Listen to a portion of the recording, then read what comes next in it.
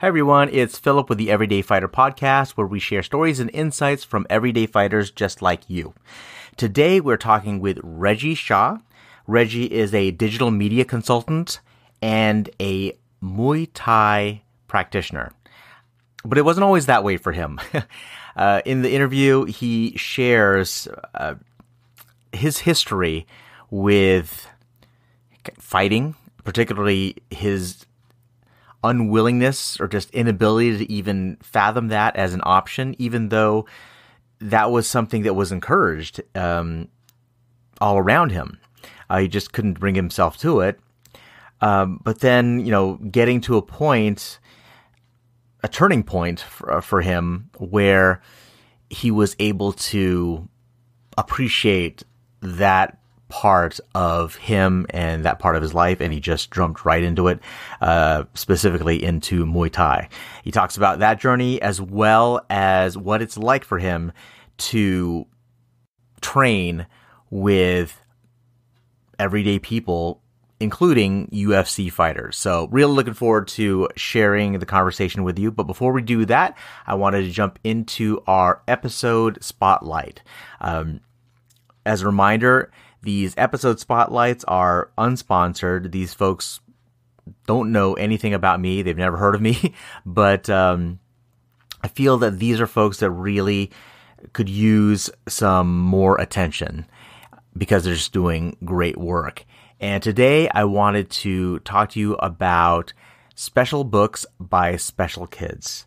Now, this organization was started by a special education school teacher that found a way to creatively connect with his students. And that method was through turning on a video camera and asking them questions like he was interviewing them for a book, as if he was going to help them write a book about themselves.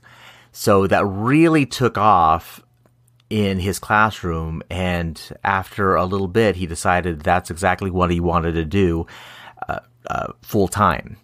So he and his wife packed up and started traveling in the United States, interviewing children, adults, people that have challenging situations about them, and he just asks them, what is it about you that you love? And it's just incredible, the conversations that he has with these people. It's really heartwarming, and I encourage you to check them out. You can go to their website at specialbooksbyspecialkids.org and find out more about the great work that they're doing there. So that is our spotlight, and with that, let's jump into my interview with Reggie Shah.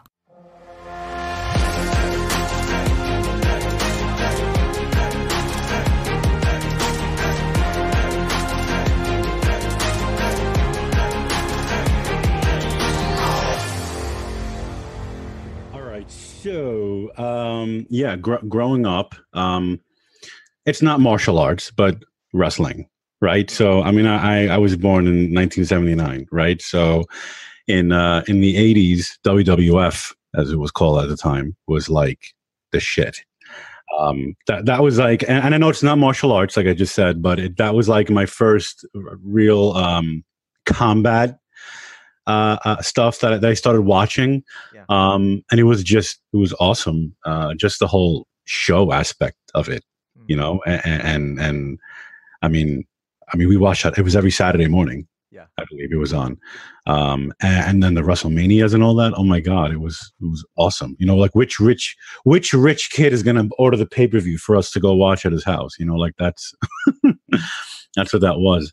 And then the martial arts stuff that I used to love watching was on my local. It wasn't even. I don't think Fox was even a network back then, but my local Fox affiliate during Saturday mornings used to have those really old kung fu dub movies that were on, and I would watch those all Saturday. It was all karate and kung fu and all that, and it was just watching. What I loved about it was just watching those guys and how. Like it was no fucks given. It was like, come on, let's go. It was just, and you never saw fear in them. You know, like I mean, that was I still see their faces in my head, Mm. and I just loved watching combat type of stuff, Mm. and it was helpful really for me to live through people like that, like through those you know, wrestlers or martial artists. I was a kind of awkward kid. I didn't really have very good social skills. I either talked too much or didn't talk enough. I wasn't good at defending myself. I was bullied a lot. Hmm. Yeah. So watching these guys, you know, back then as a kid it was like, you know, escapism for me. Hmm. So you grew up in you're born and grew up in New York, Yep. right? Yep. So what what was that like for you, like growing up in that environment? I mean, and where were you in Manhattan or I grew up in Queens in and Queens? Long Island, so suburbs. Okay, okay. So like what you talk about like being bullied, that type of thing. I mean, what any idea what caused that? Like, is that that's just the way it was in the neighborhoods, and you just happened to have, you didn't know it, but you drew the short end of the stick, so that's why you got it? Or I mean, Yeah, I mean, you know, it's funny, right? Because I looked back and always placed blame on the kids who bullied me, right? Like, mm, oh, it was their fault, and you know, oh, my family would say they were jealous of you, or you know, like, but no one ever really stopped to like, no one really ever stopped to ask me, well, why do you really think they're doing this? Are mm, you allowing them to do it? Um, and I was always told to fight back, mm, right? But I never really like understood how to fight back. It was very bizarre. mm, And it was a self-worth, self-esteem issue, right? Because you know a kid was getting bullied, right? A kid was going to get bullied, and I was bullied for years. Clearly, there's a self-esteem, self-worth issue, right? And I never really fought back, mm. you know. So it kind of was. It was like a bad cycle.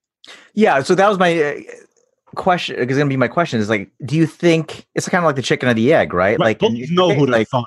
They know who to. right, right, right. I mean, like, it's they're looking for a victim. Oh, he looks like a victim. Yep. And then the more he's victimized, the more of that, more of a victim he looks like over and over again, right? And I remember going back to like being a freshman in high school, right? And the seniors and the juniors during gym class would walk around and just like randomly pick out a kid and just like hit him or something, right? When I guess when the coaches weren't looking, and I knew it was coming to me. It was like I felt like I was psychic, right? I sit there, I'm like, they're gonna look at me, and this guy's gonna come over and kick me, and Mm, boom, like clockwork, because you put out that aura, mm, you know. They know.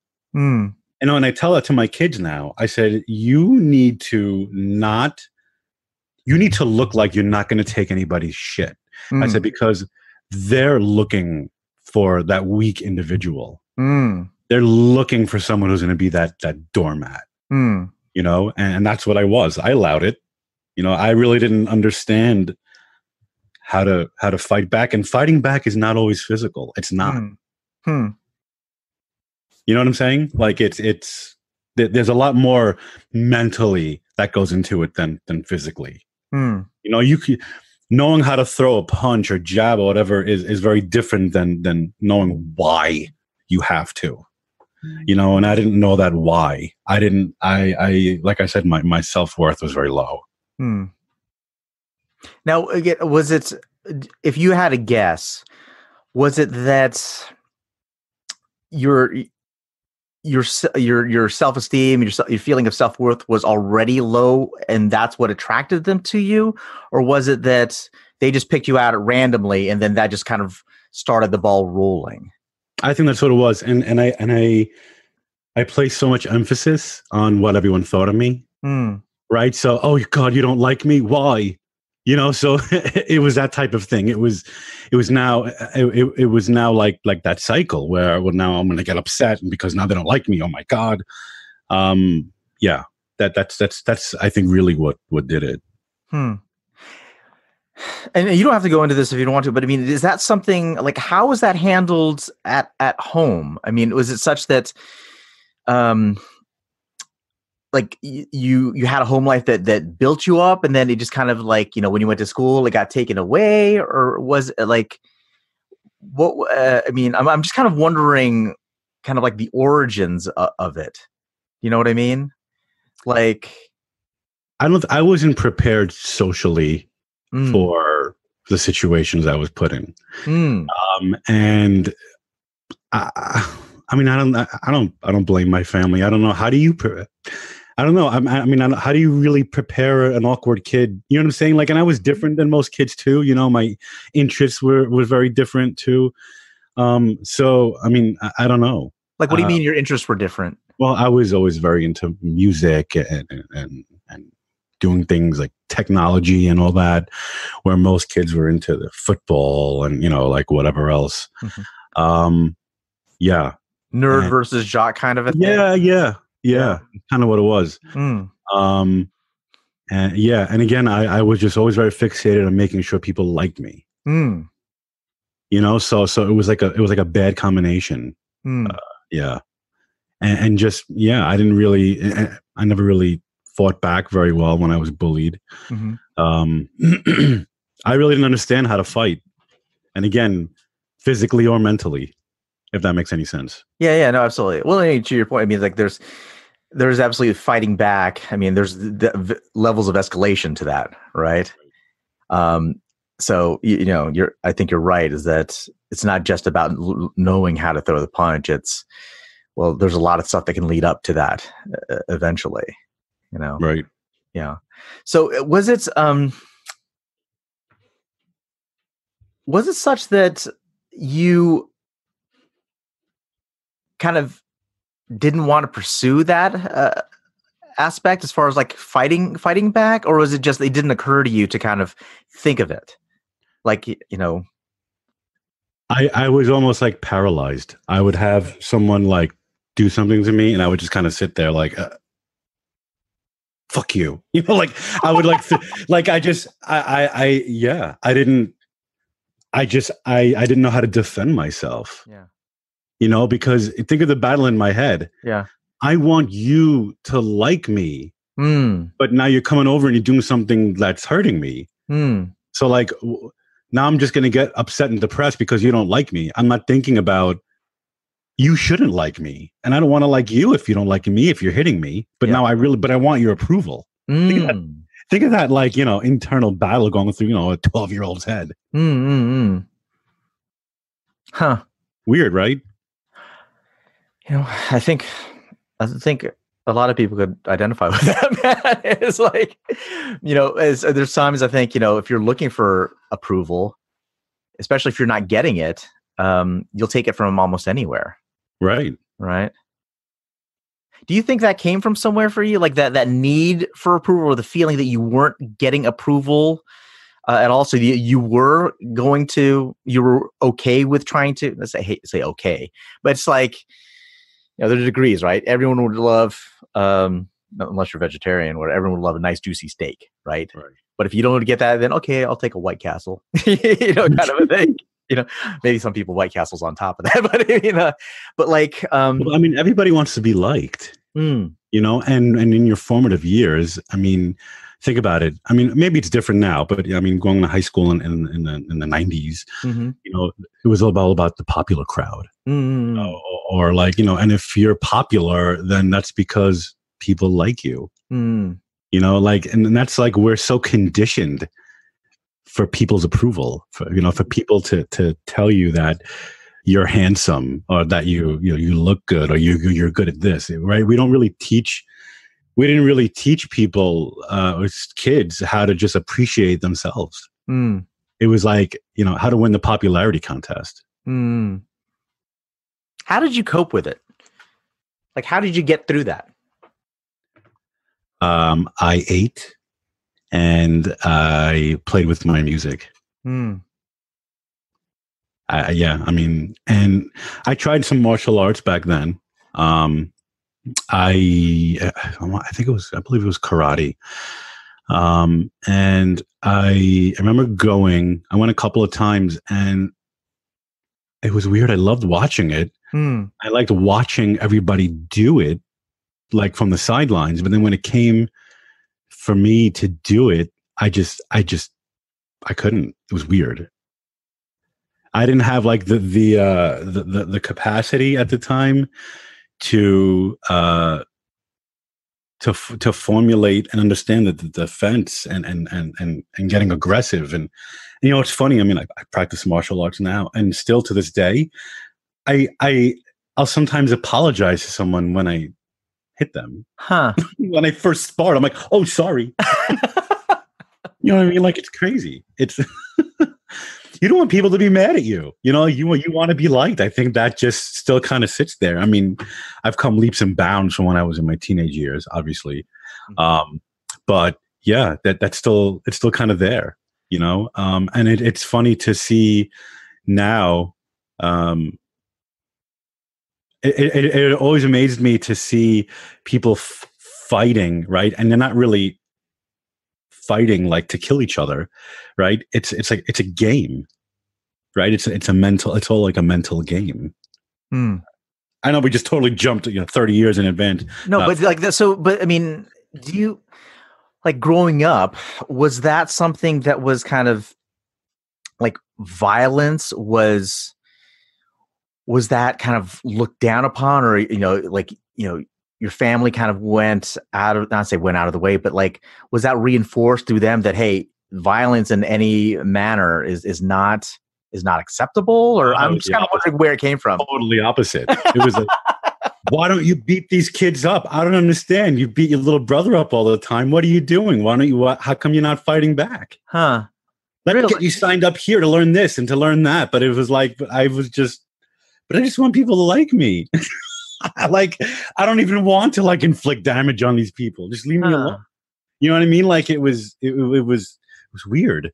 Yeah. So that's interesting to me. So, because like growing up in an environment, at least a home environment, where hey, they got no problem with violence and you fighting back, that type of thing. No, not at all. And you went completely out the other way. Yeah, and it's funny. My father to this day always talks about how he used to be the aggressor as a kid, and he was always, pulled out of class for being, like for beating this kid up or whatever, for being mean to him. And why wasn't I like that? And yeah, I wasn't. I'm like, again, I didn't. Oh, is he going to be mad at me if I beat him up? That's really interesting, man. Because like, I mean, it was enough for you. There was something inside that like, because man, we can't deny the strength of the environment we grow up in. Now, granted, I mean, the environment is not just your home life. It's like, outside as well.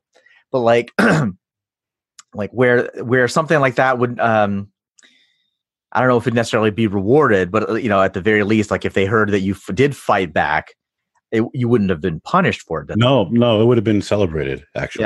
Yeah. Like, right. You took care of this guy who fought with you. Yeah. But I guess I didn't believe I was worth protecting myself. Yeah. I'm wondering if there was like something where it's like you saw or heard about or the effects of fighting back or violence in some way that really made you say like, that's not for me, or I don't know. It's actually funny you say that. Maybe a part of it could be how, the schools are always like promoting this, anti-violence and let's talk it out and don't hit anyone. You're going to get suspended.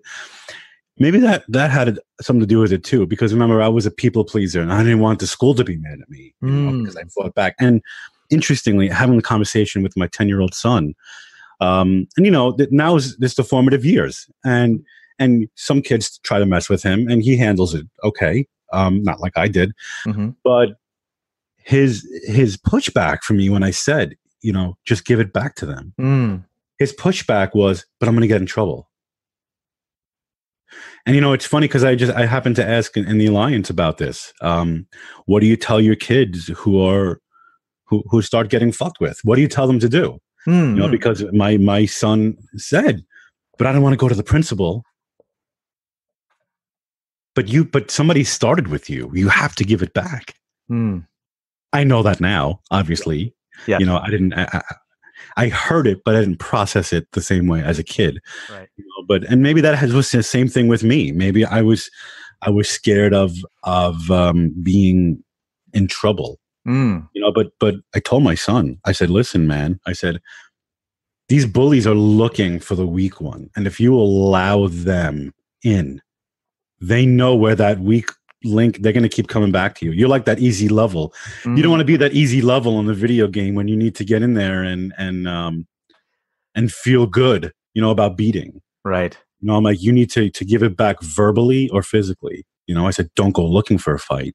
Yes. But give it back. It's like, oh, but what if I get sent to the principal's office? I said, I'll be glad to come down and say that I advise you to do that. You know, and then, you know, it turned out that, you know, my wife was kind of not crazy about having my, that was a part of it too. You know, so I had to sell her on that. Yeah.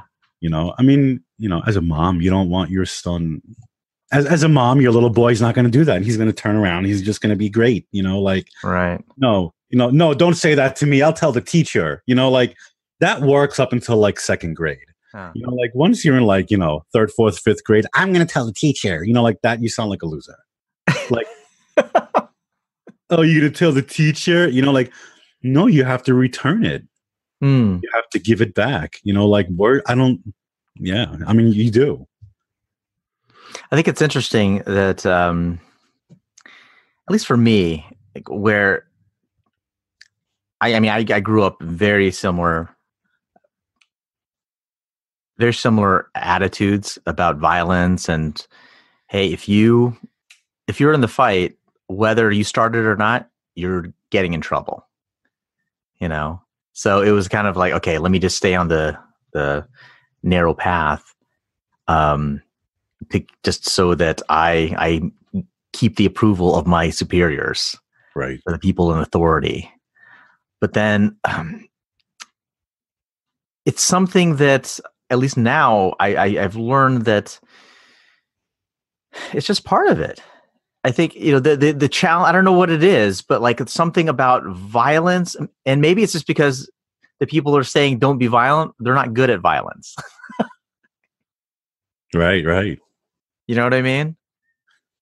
I think, right, and violence is really it's a loss of control. Right? I mean, what good comes from violence? I mean, the only good that comes from violence, I guess, is shutting down the aggressor. Right? I guess calculated violence. I don't know. And I'm not, you know, I'm not trying to say get violent with people unnecessarily, but you know, when you're of that formative age and words don't work, you know, like you have to return some sort of aggression just for someone to see it's not okay.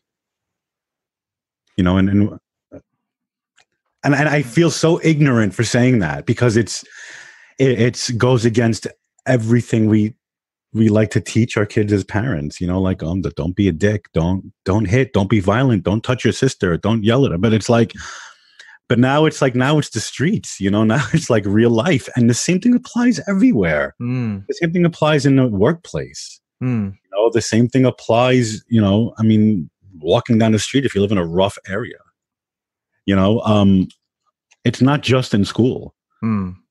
There's theory, and then there's, okay, well, now we get outside of the box of the theory. What do you do then? Yeah. Yeah, that's interesting. I really hook on to what you're saying as well, in that even though you're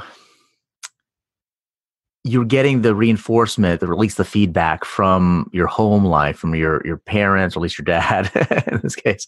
I don't know, maybe the rest of your family as well, but that, you know, just go ahead, do it, right? Beat them up or that type of thing. But after that, you're kind of left to your own devices.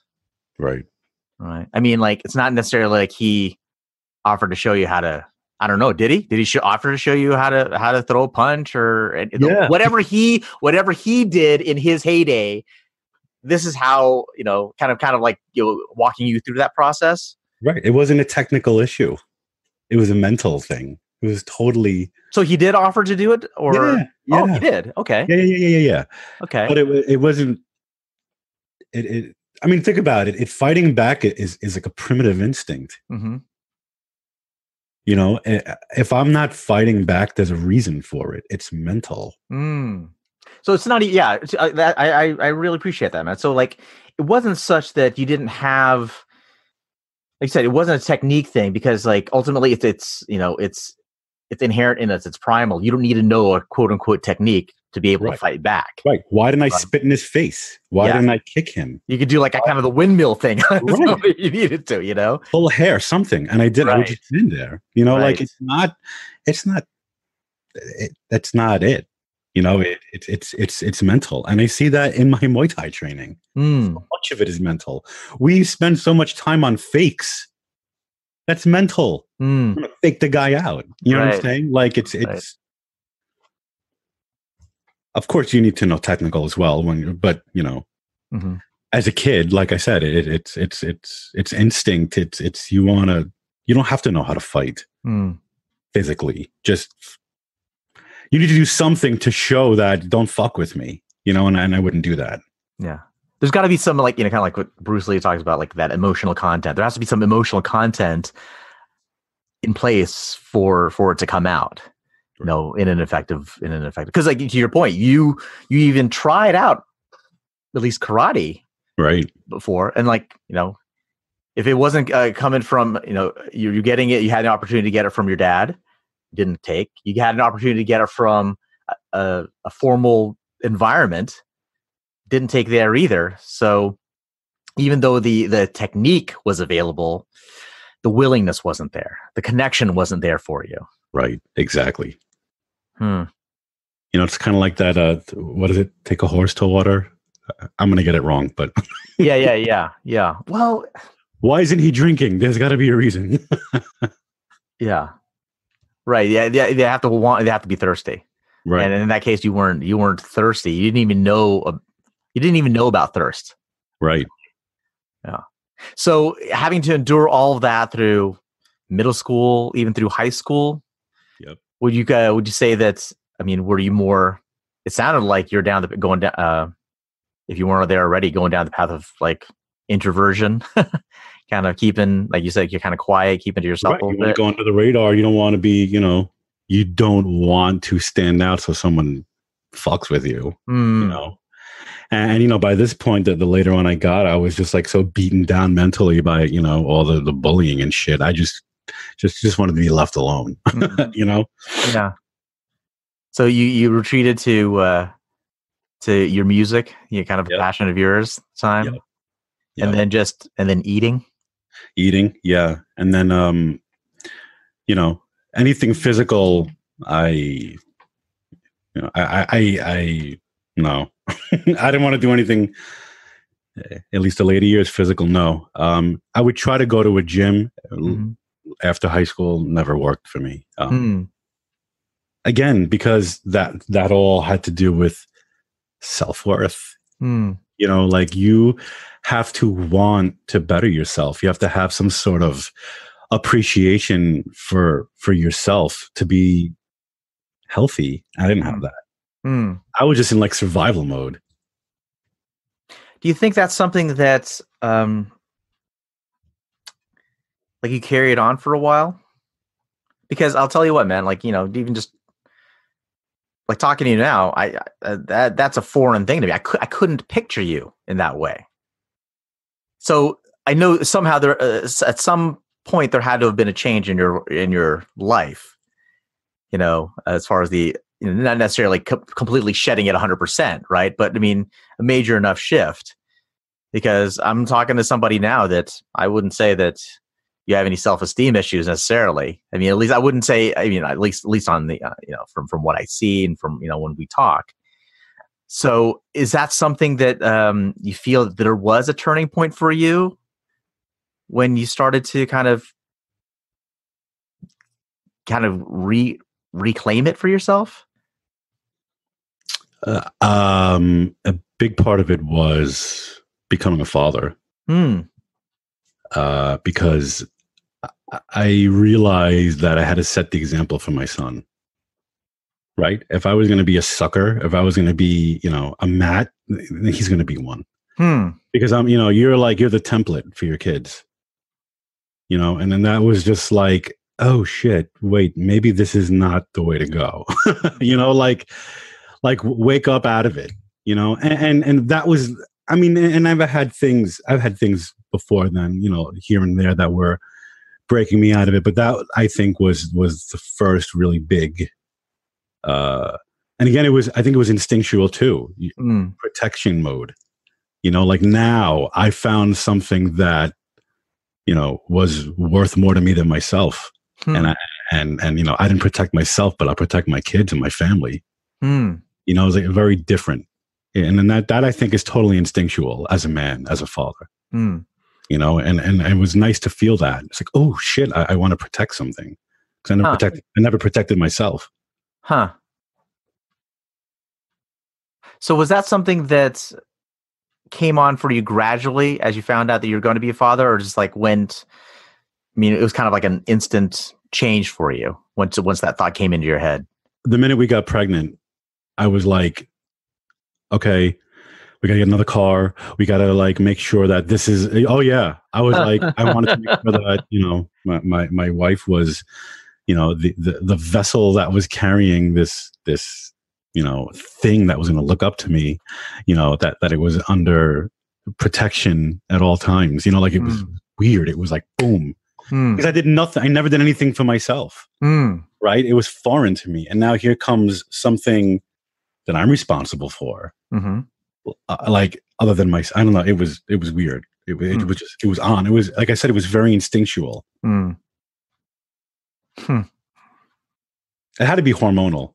Something, testosterone, I don't know. And every time we got pregnant, I'd get more hair on my back. So that tells me that that's my wife. She'll tell you. It has something to do with hormones, man. I'd lose more in my head and gain more, other parts of my body. That's what I did. So like, when did you start doing, like, coming back into like martial arts for real? Like, when I say for real, I mean like you tried it out when you were younger, but then with the karate, but then now, you're training Muay Thai, right? Which is in and of itself already a different level. It's not. It's fairly brutal. It's very much the violence that you had talked about trying to stay away from when you were younger. Isn't that crazy? So yeah, so I'm curious as to kind of how that part of your journey kind of came to be. So I remember this is going back to like 2011-ish, 2012. I was smoking cigarettes too was my big vice, by the way. Oh, okay. When you asked me what did I eat or whatever, it was smoking cigarettes. I had to quit smoking, right? So, I was overweight. I was smoking. So smoking was like the first thing I had to get rid of. So I remember 2011-ish, I should quit smoking. How do I do it? What do I do? And I was trying to like just get myself motivated enough to do it. Now, is this something that you told yourself, or is this something that someone told you that like, hey, dude, you got to quit smoking, or you got to, make some changes in your life? Was that a self-awareness thing, or was that an outside thing? When you're a smoker, everybody's got the best advice to you to quit smoking. Everyone tells you to quit smoking, except the smoker. Okay. I wasn't in any health danger smoking wise, but it was like, I was in my early 30s or approaching my 30s.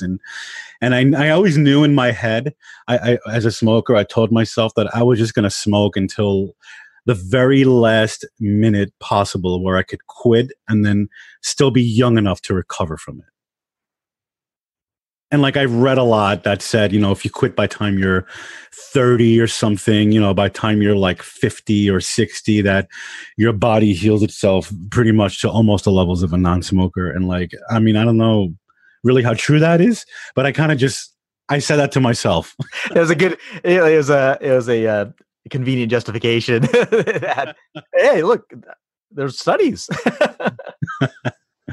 And I mean, it is true to an extent. I know that there's always those posters I used to see, 5 minutes after quitting smoking, 10 minutes after quit, So that was kind of my justification. So yeah, I was looking to stop smoking, and I remember flipping through the channels on TV, and I came across kickboxing. It was what was it? I think it was K1.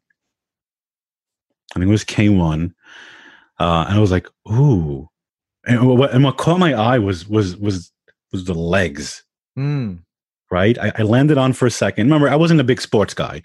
So if I landed on a sports channel and it wasn't international soccer, there was a reason, right? Something caught my eye. Okay. And I was like, oh my God, this guy's legs are crazy. I don't remember who it was. But like there's like big muscular kind of leg. I mean, it's like, or was it? What was it? Just no, it wasn't the fact that they were big and muscular. It was like they attacked the other guy almost like arms. Like so quick. It was like boom, boom, boom, boom, boom. And I was like mesmerized by this, and I just watched this round after round and fight after fight. I just like these guys using their legs to just weaken their opponents. It was fascinating. And I was like, I want to do this. Right? So, like, were you watching it? Like, I mean, were you a boxing fan or even anything like that, even prior to that, or like wrestling? I liked WWF and stuff, but this was different. Yeah. I was like, wow. I'm like, and my legs were always like, I always had muscular legs, I guess, because I did some soccer and all my clubbing, dancing years, so it just watching these guys just attack their opponents with their legs was like, I was like, I want to try this, like this is awesome. And I said, I'm like, you know what? I'm going to quit smoking, and this is going to be my motivation. Really? I'm like, I think I just found it. I'm like, well, what is this? Muay Thai? Like I always knew it as kickboxing. Yeah. So I mean, and then I started watching all these guys do this, and seeing what athletes they really were, and seeing how it could be the guy next door. And that's why I was like, whoa, this is really cool. And then that led me to start watching some MMA. But what I really loved about watching this stuff was that these guys were so accessible. I found them on Facebook. Oh. Like I found them on Facebook and I would just friend them. And what was amazing to me was like, they'd be fighting. And then like this guy, Gurkhan Saki, right? He was a famous kickboxer. He was watering my plants in Farmville 2 days after he had a fight. Like, remember Farmville? Yeah, dude. He was feeding my chickens. Oh, God, Saki was feeding your Farmville. Oh, my God, man. Isn't that crazy? This beast, for anyone that's listening that have not been exposed to this dude, he is an insane animal. Just the fact that you're already telling me this behind the scenes that he played Farmville is blowing my mind right now. Not to mention the fact that he's helping your property grow. Everybody played Farmville back then. Oh my God, dude. But yeah, just watching these guys and how accessible they were. And it was like just taking this all in, right? Like when you watch baseball, right? It's like, okay, you're part of the Yankees. Like that's not attainable. Okay. But when you see fighting out of Mike's gym, I can go to Mike's gym tomorrow. Isn't that crazy? Like that was so mind blowing to me. Like how like I could literally email this guy and be like, "Hey, how did you do that?" He's not going to answer me. He'll water my plants, but But you didn't feel like there was some sort of a velvet rope or anything like that you had to like that separated you from him in terms of like just being able to even reach out. Yeah, I just did it, I guess, and I guess seeing that they were like these normal these normal guys, you know, and then reading about it too. A lot of the stuff back then with the UFC, how they didn't even have like healthcare, you know, like seeing like how human these guys were, you know, and then watching watching The Ultimate Fighter also. And again, these were just guys down the street, you know, and they still were very humble, you know. Also, I started just reading, again, all about this stuff online and reading the forums. And I found, I can't remember the guy. There was some like promoter in New York. He would gather UFC fighters for like an in-person 2-day seminar, right? And you could pay to just sit there and watch, and you can pay even more money if you wanted to actually like roll around on the mat with them or spar or whatever. Wow. I was like, oh, this is so cool. So I did that twice. And I remember meeting John Jones. Yeah. A couple of other guys. And it was amazing to me sitting there, and I saw them walking off the street with a backpack. Yeah.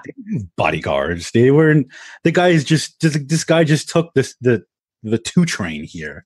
He wasn't in a limo, you know, like, and again, so accessible, so real, you know, they're not so far away in this far off stadium, or, you know what I'm saying? Right. Just like, so up to that point, anybody like, you know, not that it didn't sound like you're like a crazy like sports fan or anything like that, but what you had seen as far as athletes in the past had been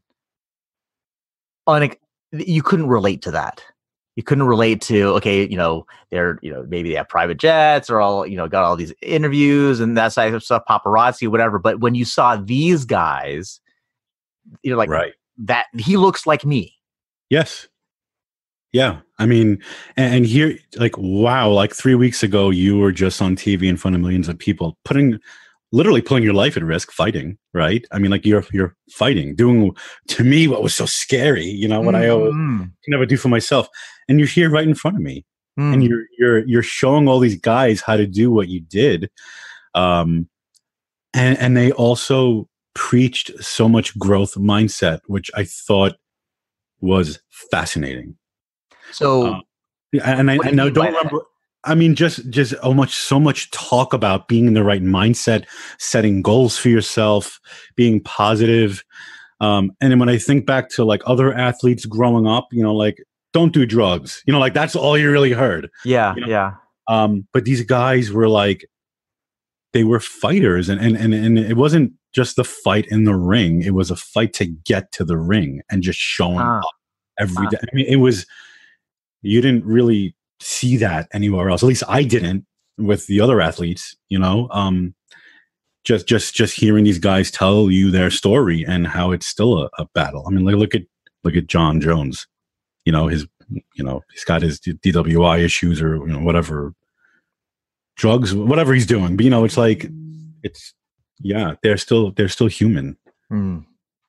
They're still like us. Where again, these other athletes, you know, football players, whatever, baseball, they're like movie star level, I guess. You know, that I don't see them as human as I see these guys.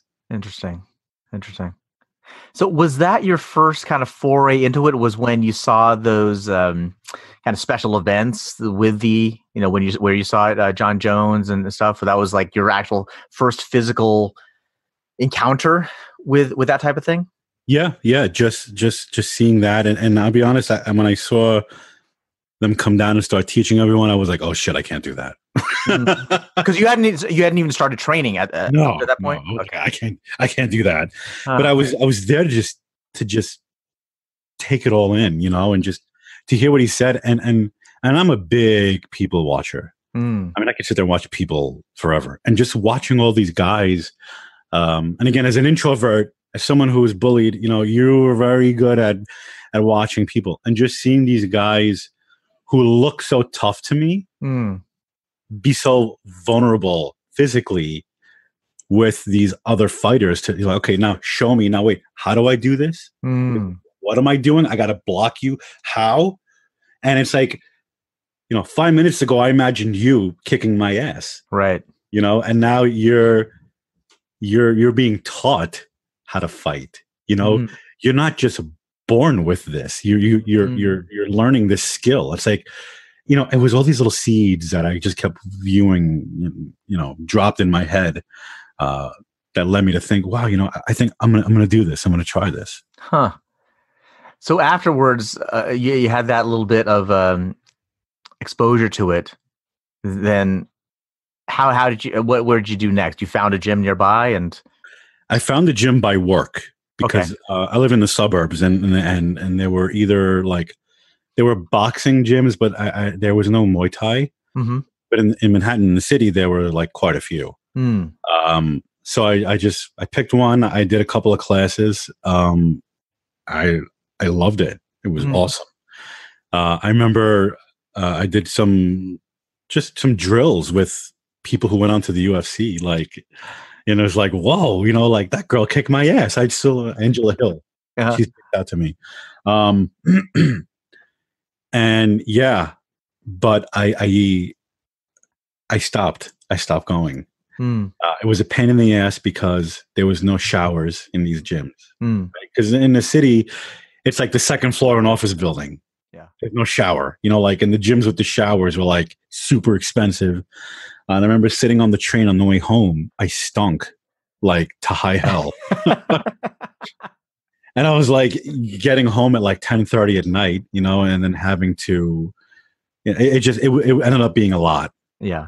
So then I kind of just dismissed it, and I was like, well, I guess this is really never going to happen. And then it wasn't until a couple of years later, I looked into it again, and I found there was a gym that had recently opened, maybe been there about a year, I guess, by me. I did Muay Thai. And I was like, oh shit, this is it. Like, I'm going to do it. And I signed up, and my wife was like, I can't believe you did this again. You sign up for so many gyms. Every gym you sign up for, you stop going. I'm like, no, this is different. And I did it. And you know, it's been since June of 2017, and it changed my life.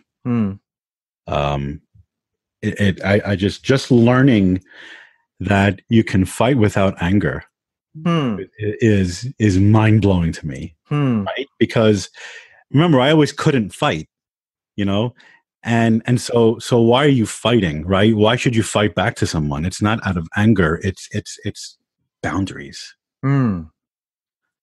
No matter how pissed you are, no matter how happy you are, you have to push back. You have to establish, you cross my line, right? It doesn't matter if I'm in a good mood today or a bad mood today, you can't cross this line, right?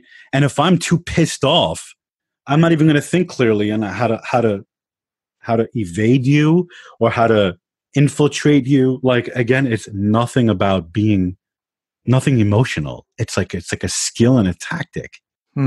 It's a game. Does that make sense?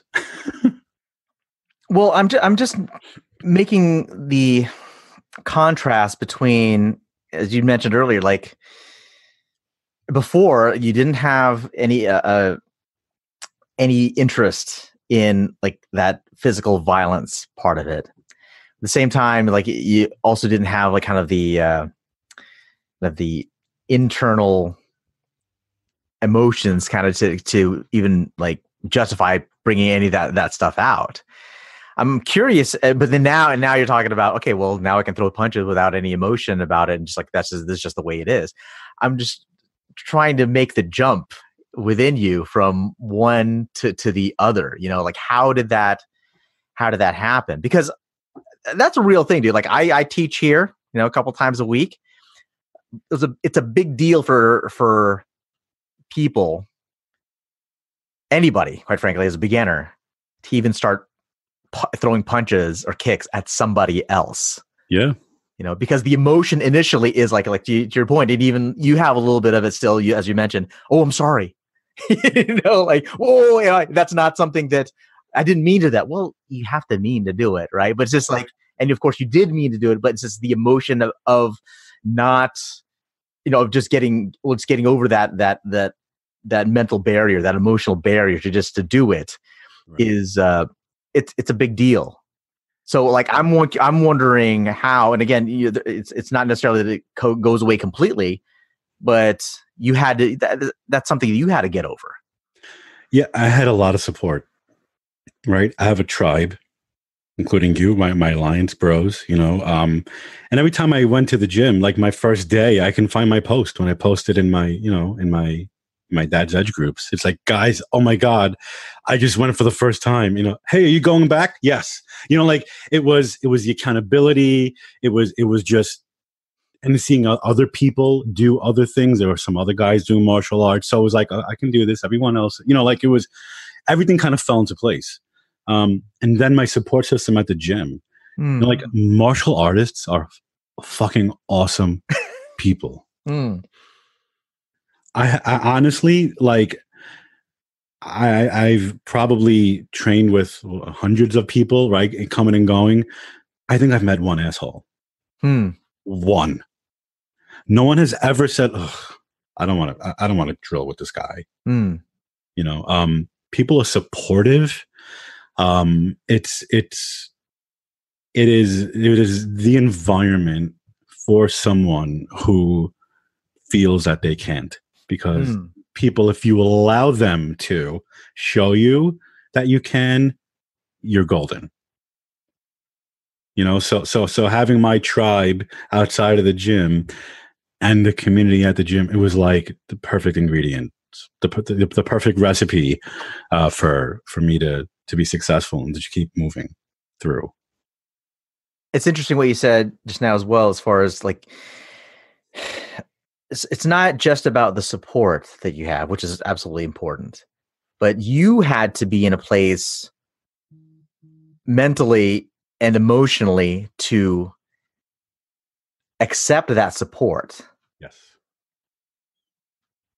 And be willing to kind of grow. And I think, when you say that, it's like you, like being open to support, like, saying, okay, I'm going to take it. There's part of that, a big part of it, I think, whether conscious or unconscious, is that it's like you have to admit that you're in a place that you do need help. Right. And again, and seeing all these, everyone else there is doing the same thing. Everyone else is like, crew, I'm accepting your guidance. I'm a fighter, right? I'm this big tough guy, but I need you to still show me. Right. So we're all in that same position. There's you saw from the other people, especially the ones that they're much more experienced, maybe even like professional fighters, they still had their challenges. They still had their deficiencies. Sure. And you're able to see that, and God, if they've got that going on, just like me, this is some place that I can stay with. Right. And the fighters in my gym are coaches also. And a lot of the times they train with us. I mean, that's what's so great about it. And then to see the head coach come over and correct a fighter is like something as random as a jab. Yeah. No, just go a little further, or you're not turning enough. It's like, this guy's been in the ring like so many times and he's still accepting that. He's not big enough to decline his coaching. You know what I'm saying? Like you just said, you got to be in the right space mentally, emotionally, and all that to accept that you're wrong. Fix it here. Here's how you get it right. And you know what? If you don't take that advice, guess what's going to happen? You're not going to land that punch the right way, or that punch is going to come through and knock you out. That elbow's coming. So you know what I'm saying? You can't be tough enough to not accept coaching. What's it like now, having gone through all of this? I mean, and you mentioned earlier, like your wife's like, oh, and yet another gym membership or whatever. I mean, are your kids seeing things from you, like differences, or like what's their attitude these days when you you mentioned now this passion of yours? So, I mean, the total of 180, right? So a couple of months ago, I got laid off from work, right? I took a package, and I remember sitting with my wife in front of the house on the steps. That's our quiet zone when the kids don't realize we're missing, right? And she said to me, whatever happens, financially until you get another job, she's like, you cannot stop going to the gym. She's like, you cannot cancel your gym membership. What? Dude, that brings tears to my eyes, man. Wow. Yeah. And this is coming from the woman who banned me from joining any other gym, telling me I can't. I can't stop. I better make sure that that's still, yeah. Wow, dude. What was that like hearing that from her? It was amazing. It was like, it was validation, like the best form ever on so many levels, and it was, I guess it's very easy to have a negative mindset, right? And you always fight those thoughts. And to have someone confirm to you, no, this is your thing. You are a fighter. Go make sure you're still doing that. You know what I'm saying? Like that's my version of being an athlete. This guy can go to the gym and bench 250 or whatever. No, this is mine. I finally found it, and my wife knows that I need to continue doing that for my mental clarity, for me physically. Yeah. It was awesome. That was huge. I still remember that. Oh, absolutely, man. Wow. What about your kids?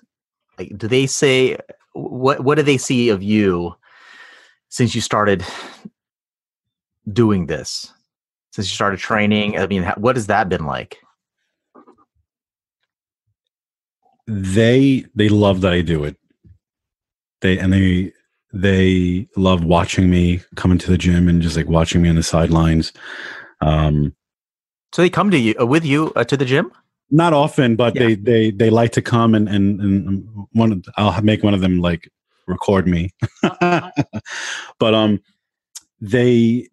what's amazing to me, we need to see some more of that, Reggie. You see some now that we know that the footage exists. Listen, it's all a journey, and I had so much of my identity wrapped up in my career, right? And I remember 2 years ago or whatever, one of my kids drawing a picture of me, of daddy, and in his work building, right? And then now it came my daughter's turn, same assignment in class, and she drew me with a heavy bag. Wow. That was like my diploma. Like that's you know what I mean? Like, I get chills, like I've been doing something enough where it's my identity to my children. Yeah. And it's not being a workaholic. It's going to the gym, like, for me, for a fat ass kid, to see that it was, I wanted to laminate that shit. I still have it. That was like how I knew, it's like, wow, this is really who I am now, like it's crazy. Dude,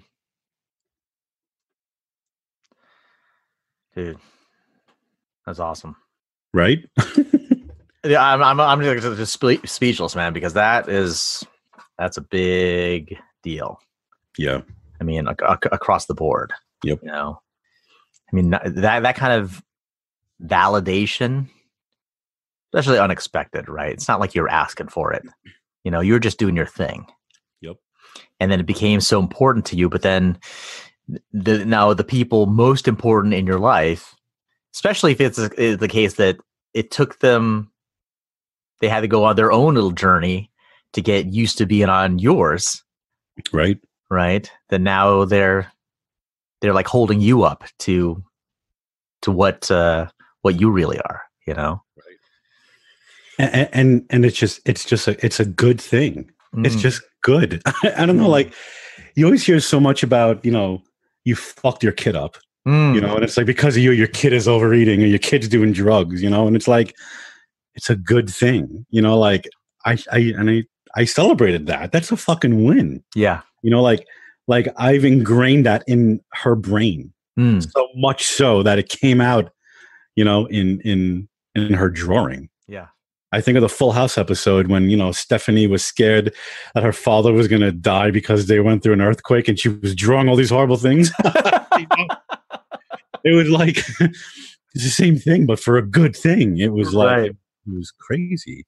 Yeah. It's like what's imprinted like in our kids, very difficult to we don't have crystal balls. We don't have like MRI machines kind of to think, okay, this is what's in their head now. This is part of like their formative experiences. But when something comes out in some way, whether kind of like your wife actually having that conversation with you, even like your daughter's artwork, wow, this is the peek into what's really going on in there. Yeah. Yeah. And it's not even complicated. Yeah. Right. It's just doing the right thing, taking care of my body, taking care of myself. Over and over again, it's my habit and they see it. And this is a template that I'm setting for my children. My son knows that he's going to have to do something like this because that's what a father does. My daughter knows that, whatever, whoever her husband material is going to have to be somebody who takes care of himself, because that's what allows him to take care of everybody else. Reggie, man, this was awesome, dude. Look, people that find their way to this, I'm thinking they're probably going to want to get more of you, connect with you in some way or whatever. How could they do that? Sure. You can find me on Facebook at Reggie Shah. Very easy. My website is reggieshah.com. You can email me, reggie@reggieshah.com. Reach out to me. I love talking about this stuff. I lead a group of guys on the Dad's Edge, helping them overcome some of their accountability issues that with fitness and all that. And mind you, again, I know nothing about fitness. It's all about, it's a mental thing. I know how to find the right form. I know how to keep going. But yeah, this was great, man. Folks, I hope you enjoyed that chat with Reggie. It was amazing for me, especially when he talked about the validation that he got from his wife and kids. I'm not kidding, man. I was about to lose it there. It took a lot of my strength just to hold it all together. But I really enjoyed this chat. I'm hoping to have him back as well, because there's a lot of other places that I really wanted to go with him as part of his journey that I think is really worth sharing with you guys. But again, that's it, folks. This is Philip with the Everyday Fighter podcast. We'll talk to you next time.